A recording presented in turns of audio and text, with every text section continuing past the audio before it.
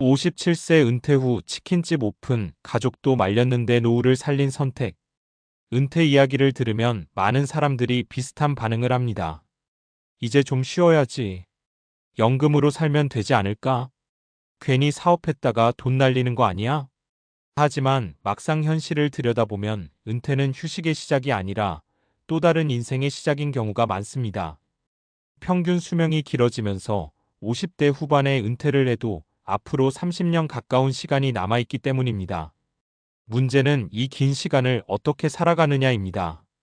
그래서 요즘 은퇴를 준비하는 사람들 사이에서는 한 가지 질문이 점점 중요해지고 있습니다. 은퇴 후에도 계속 돈이 들어오는 구조를 만들 수 있을까? 이 질문의 답을 찾기 위해 많은 사람들이 작은 가게, 기술 기반 창업, 취미 기반 수익 활동 같은 다양한 길을 고민합니다. 물론 주변에서는 걱정도 많습니다. 그 나이에 창업? 괜히 고생만 하는 거 아니야? 하지만 실제로는 준비된 선택 하나가 노후의 삶을 완전히 바꾸는 경우도 적지 않습니다. 오늘 이야기할 57세 치킨집 창업 같은 사례도 바로 그런 이야기입니다. 단순히 치킨집을 했다는 것이 아니라 은퇴 이후 삶을 능동적으로 설계한 선택이라는 점에서 의미가 있습니다. 은퇴 후 가장 큰 문제는 돈보다 시간. 많은 사람들이 은퇴 후 가장 큰 걱정을 돈이라고 생각합니다. 물론 틀린 말은 아닙니다.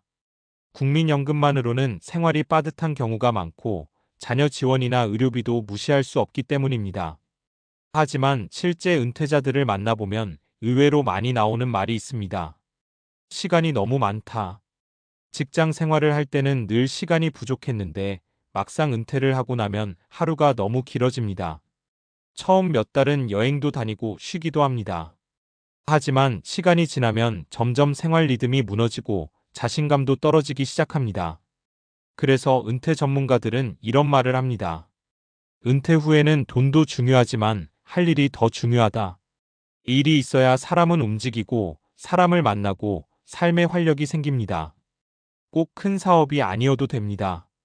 작은 가게든 기술 일이든 취미 활동이든 자신이 계속 참여하는 경제 활동이 있으면 삶의 만족도가 크게 올라갑니다. 사례 1. 57세 치킨집 창업, 가족 반대 속에서 시작. 서울 외곽에서 살던 한 57세 남성은 중소기업에서 30년 넘게 근무했습니다. 회사가 구조조정을 하면서 예상보다 빨리 퇴직하게 되었죠. 처음에는 퇴직금과 약간의 저축이 있어서 좀 쉬어야겠다는 생각을 했습니다.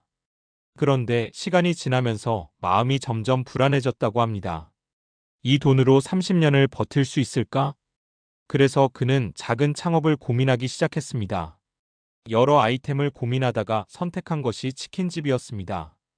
문제는 가족이었습니다. 요즘 치킨집 망하는 데가 얼마나 많은데 괜히 퇴직금 날리는 거 아니야? 그 나이에 장사 힘들어. 가족들이 말리는 이유도 충분히 이해가 갔습니다. 실제로 자영업 폐업률이 높기 때문입니다. 하지만 그는 무작정 시작하지 않았습니다. 1년 동안 준비를 했습니다. 유명 치킨집에서 아르바이트로 일해보기, 상권 분석 공부, 배달 플랫폼 구조 이해, 메뉴 단순화 전략, 그리고 결국 아파트 밀집 지역에 작은 배달 중심 치킨집을 열었습니다. 결과는 어땠을까요? 초기에는 하루 매출 20만 원 수준이었지만 단골이 늘면서 1년 후에는 월 순수익 250만 300만 원 정도가 안정적으로 나왔다고 합니다. 큰 돈은 아니지만 그는 이렇게 말했습니다. 연금 가게 수입이 있으니까 마음이 정말 편해요. 사례 2. 은퇴 후 작은 카페를 연 부부. 부산에 사는 한 부부는 60세에 동시에 은퇴했습니다. 두 사람 모두 직장인이었고 자녀도 독립한 상태였습니다. 처음에는 여행을 많이 다녔다고 합니다. 하지만 1년 정도 지나자 이런 이야기가 나왔다고 합니다. 이렇게 계속 놀기만 하면 재미가 없네. 그래서 두 사람이 함께 할 수 있는 일을 고민했습니다. 그 결과 선택한 것이 작은 동네 카페였습니다. 물론 큰 프랜차이즈 카페가 아니라 테이크아웃 중심의 소형 카페였습니다. 이 부부의 전략은 단순했습니다. 메뉴 최소화, 인건비 없음 부부 운영, 동네 단골 중심. 특히 아침 출근 시간에 커피와 토스트를 판매하면서 동네 직장인 단골을 확보했습니다. 매출은 크지 않지만 월 순수익이 200만 원 정도 꾸준히 나왔다고 합니다. 하지만 이 부부가 가장 만족하는 부분은 돈이 아니었습니다. 매일 사람을 만나니까 삶이 즐거워요. 사례 3. 기술을 살린 은퇴 후 수리 서비스. 대전에서 자동차 정비 일을 하던 한 남성은 55세에 일을 정리했습니다. 몸이 힘들어졌기 때문입니다.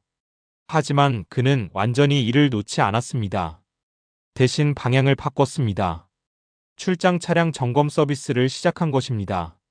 예전처럼 정비소를 운영하는 것이 아니라 중고차 구매 동행, 차량 점검, 간단한 출장 수리, 이런 서비스였습니다. 초기에는 지인을 통해 시작했지만 나중에는 지역 카페와 중고차 커뮤니티에서 입소문이 났습니다. 결과적으로 그는 한 달에 150만 250만 원 정도의 수입을 꾸준히 만들게 되었습니다. 무엇보다 그는 이렇게 말합니다. 내 기술이 아직 쓸모 있다는 게 좋다. 은퇴 후 성공하는 사람들의 공통점. 이 세 가지 사례를 보면 공통점이 있습니다. 1. 무작정 시작하지 않는다. 충분한 준비를 합니다. 직접 경험하고 공부합니다. 2. 큰 욕심을 부리지 않는다. 대박을 노리지 않습니다. 안정적인 작은 수입을 목표로 합니다. 3. 자신의 경험을 활용한다. 완전히 새로운 분야보다 자신이 익숙한 영역에서 시작합니다. 은퇴는 끝이 아니라 설계의 시작. 요즘 많은 사람들이 이렇게 말합니다. 정년이 끝이 아니라 인생 2막의 시작이다. 하지만 이 말은 준비가 있을 때만 현실이 됩니다. 아무 준비 없이 은퇴를 맞으면 시간도, 돈도, 자신감도 점점 줄어들 수 있습니다. 반대로 작은 준비 하나가 노후를 바꿀 수도 있습니다. 작은 가게, 기술 기반 서비스, 취미 기반 수익 활동, 온라인 판매, 강의나 컨설팅. 중요한 것은 규모가 아니라 지속 가능성입니다. 마지막으로 꼭 생각해 볼 질문. 은퇴를 앞두고 있다면 이런 질문을 한번 스스로에게 해보는 것이 좋습니다. 나는 은퇴 후에도 어떤 방식으로 사회와 연결될 것인가? 그 답이 꼭 치킨집일 필요는 없습니다. 카페일 수도 있고 기술 서비스일 수도 있고 온라인 사업일 수도 있습니다. 하지만 한 가지는 분명합니다. 은퇴 후 삶을 스스로 설계한 사람은 노후가 훨씬 안정적이고 즐겁습니다. 57세에 치킨집을 열었던 그 사람처럼 말입니다. 앞서 이야기했던 57세 치킨집 창업 사례를 보면 한 가지 공통된 흐름이 보입니다. 은퇴 이후의 삶이 달라지는 사람들은 대부분 무작정 시작하지 않는다는 점입니다. 충분히 고민하고 작은 규모로 실험해보고 감당 가능한 범위 안에서 움직입니다. 그래서 자연스럽게 이어서 생각해볼 주제가 하나 있습니다. 왜 어떤 은퇴 창업은 성공하고 어떤 창업은 실패할까? 많은 사람들이 은퇴 후 창업을 고민하지만 현실적으로 보면 자영업의 생존율은 그리 높지 않습니다. 통계청 자료를 보면 창업 후 5년 생존율이 절반 정도라는 이야기가 자주 나옵니다. 특히 준비 없이 시작한 자영업은 더 빨리 문을 닫는 경우도 많습니다.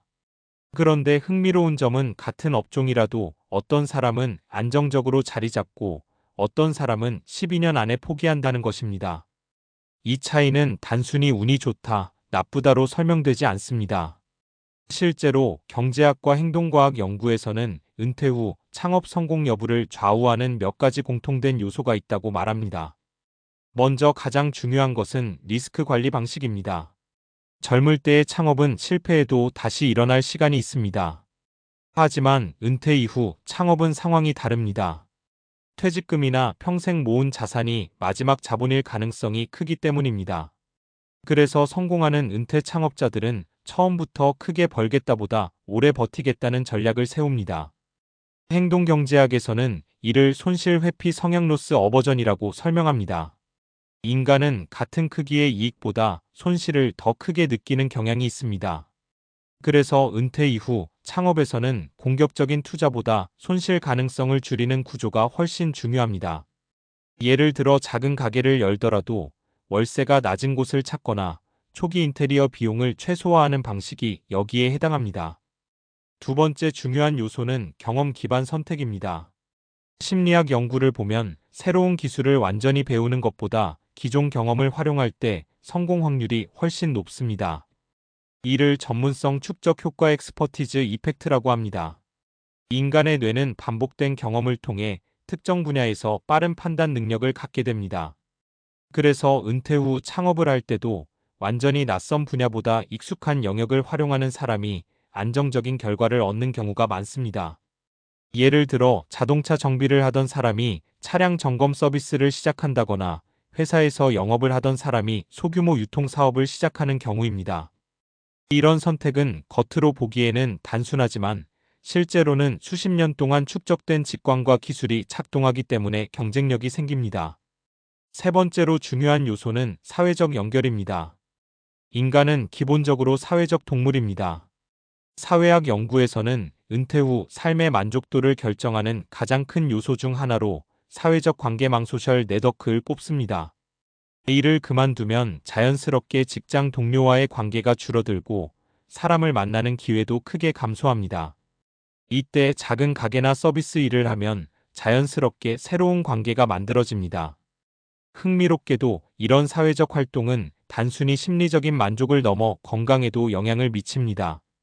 여러 의학 연구에서 은퇴 후 사회적 활동을 유지하는 사람은 그렇지 않은 사람보다 인지 기능 저하 속도가 느리고 우울증 발생률도 낮다는 결과가 보고되었습니다. 쉽게 말해 적당히 일하는 삶이 정신 건강에 도움이 된다는 것입니다. 그래서 어떤 은퇴자들은 이런 말을 합니다. 돈 때문에 하는 일은 아닌데 일을 하니까 오히려 건강해지는 것 같아요. 이 말은 단순한 느낌이 아니라 실제로 뇌과학적으로도 설명되는 현상입니다. 사람은 목표를 가지고 활동할 때 도파민이라는 신경전달 물질이 분비됩니다. 도파민은 동기와 집중력을 높이고 삶의 활력을 유지하는 데 중요한 역할을 합니다. 반대로 목표가 없는 상태가 오래 지속되면 무기력감이 커질 수 있습니다. 이런 이유 때문에 최근에는 은퇴 후 삶을 이야기할 때 완전한 은퇴보다 부분 은퇴라는 개념이 점점 주목받고 있습니다. 영어로는 이를 세컨드 커리어라고 부르기도 합니다.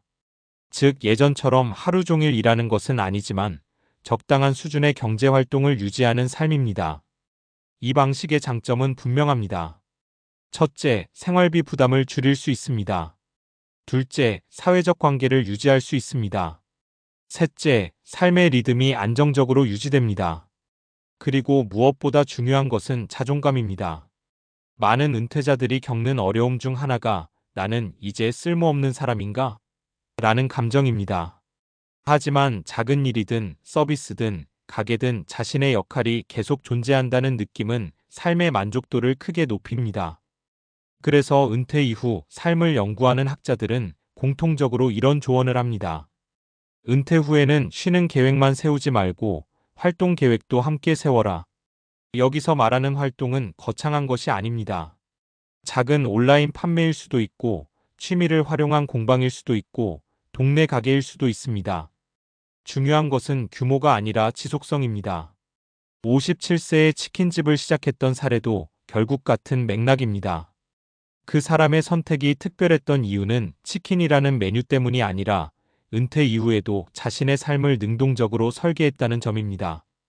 준비하고 실험하고 감당 가능한 수준에서 시작했기 때문에 안정적인 결과로 이어질 수 있었던 것입니다. 결국 은퇴 후 삶의 핵심은 한 문장으로 정리할 수 있습니다. 노후는 준비된 사람에게는 자유가 되고 준비되지 않은 사람에게는 불안이 된다. 그래서 지금 은퇴를 앞두고 있다면 한번 이런 질문을 스스로에게 던져보는 것도 좋습니다. 나는 은퇴 후 어떤 방식으로 사회와 계속 연결될 것인가? 그 답이 꼭 치킨집일 필요는 없습니다. 하지만 분명한 것은 하나입니다. 작은 활동 하나가 노후의 방향을 완전히 바꿀 수도 있다는 사실입니다.